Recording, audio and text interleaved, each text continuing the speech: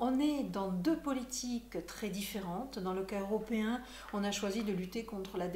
l'endettement public, de résorber l'endettement public, de lutter contre les déficits, alors qu'aux États-Unis, on a plutôt fait le choix de la croissance économique et de la relance par la croissance. Et les conséquences en sont assez naturelles, ou les effets en sont assez naturels. D'un côté, on a un problème de dette qui ne cesse de s'accroître et qui devient une véritable urgence, avec des coupes budgétaires, des dépenses qui sont annulées de manière intempestive parce qu'on n'a plus d'argent. Et puis de l'autre côté, en Europe, on se retrouve dans une situation où les déficits et les dettes,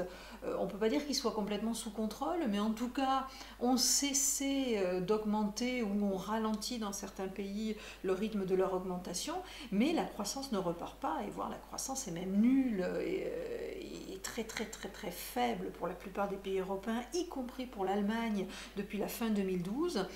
Et ce problème de croissance faible bien rebondit également sur les perspectives en termes de dette, en termes de déficit, parce que quand il n'y a pas de croissance économique, il n'y a pas de rentrée fiscale, et quand il n'y a pas de rentrée fiscale, il y a moins de recettes, donc un déficit plus important. Donc je crois que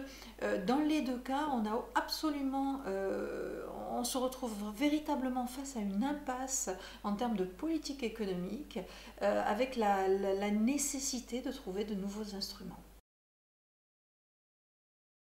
Idéalement, ce serait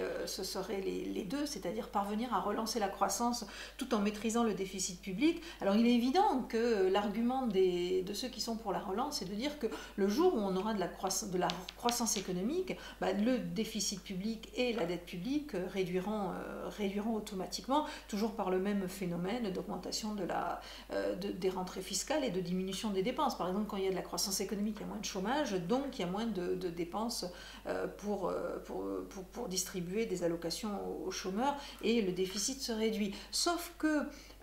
avant que la croissance ne redémarre, il est évident qu'on a ce problème de dette et ce problème de déficit. Alors il y a un vrai débat entre ceux qui pensent que la dette et le déficit pénalisent la croissance, donc il faut commencer à les résorber, et à l'inverse, ceux qui pensent qu'il faut d'abord relancer la croissance en tenant assez peu compte de l'impact que ça peut avoir à court terme sur le déficit public. Ce qui est certain, c'est que l'Europe aujourd'hui, la France et l'Europe aujourd'hui, se retrouvent dans un monde qui est global, et un monde global, c'est pas simplement un concept, ça veut dire que quelle que soit la politique choisie par l'un des acteurs de cette globalisation, de cette mondialisation, eh bien, il se répercute sur les autres acteurs. Aujourd'hui, l'un des problèmes majeurs de la zone euro, c'est la vigueur de l'euro, c'est peut-être la surévaluation, c'est encore à mesurer, mais la trop grande valeur ou la trop grande force de l'euro.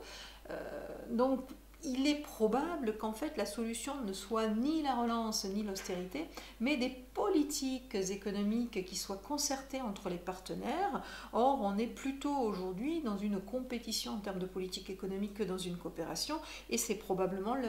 des problèmes majeurs de l'ensemble des pays, que ce soit l'Europe ou les États-Unis. On peut faire une double analyse, on peut faire une analyse interne au Japon. Le Japon se débat depuis 2 décennies dans une crise qu'il n'arrive pas à juguler, avec des choix politiques qui ont été faits depuis 20 ans, mais qui n'ont jamais été assez courageux pour véritablement sortir le Japon de la déflation et à certaines périodes de la récession. Donc aujourd'hui, très clairement, on change de cap, on oublie,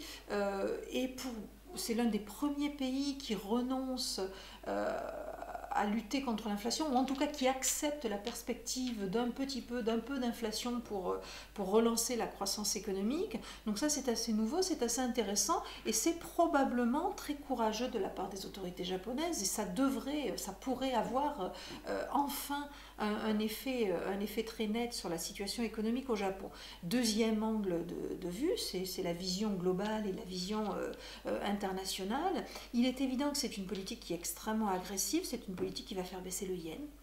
qui risque de déstabiliser les équilibres économiques en Asie, alors probablement au profit du Japon, mais avec de forts risques pour d'autres partenaires, je pense à la Chine, la Corée du Sud. Et au niveau global, c'est également une politique qui risque de déstabiliser